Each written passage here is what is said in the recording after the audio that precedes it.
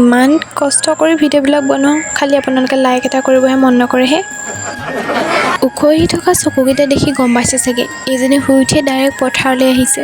হয়, মই ডাইৰেক্ট উঠিয়ে পথাৰলৈ বুলিয়ে গৈছোঁ, কাৰণ মায়ে ক'লে যে চাহ দি আহোঁ আৰু গোজ ল'বলৈ আছে, গোজটো লৈ আহোঁ। সেইকাৰণে ময়ো বোলো মোৰো ক্লিপ কেইটামান পাম, সেইকাৰণে ময়ো মাৰ লগত পথাৰলৈ বুলি আহিলোঁ। আৰু আজি এনেকুৱা ৰ'দ দিছে, ৰোৱনীয়ে কেনেকৈ ৰুব আৰু গম নাপাওঁ আৰু।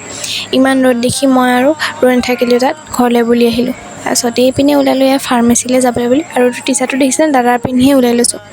তাৰপিছত আহি লৈ পিনে এয়া ৰোৱনীক স্প্ৰাইট দিবলৈ বুলি ক'লোঁ। আৰু এই বটলটোত যে লৈ লৈছোঁ, এইখিনি স্প্ৰাইটেই হয়, পানী নহয়, কাৰণ 1 লিটাৰ বটলটো মোৰ নিবলৈ কষ্ট হয় কাৰণে সেইটোত ভৰাই লৈছোঁ। আৰু তাৰপিছতে আকৌ অলপ দেৰি পিছত নেমু পানী নিবলৈ বুলি আহিলোঁ। ৰোৱনীখিনি ইমান কষ্টত ৰ'দত ৰুই আছে দেখি বেয়াই লাগি গৈছিলে। এইপিনে মই অকণমান চাহতে ৰৈ লৈ পিনি আকৌ ঘৰলৈ বুলিয়ে আহিলোঁ। আৰু আজিলৈ ভিডিঅ'টো ইমানেই। যদি ভাল লাগিলে তেনেহ'লে লাইক এটা কৰিব দেই। আজিলৈ আহিছোঁ, বাই।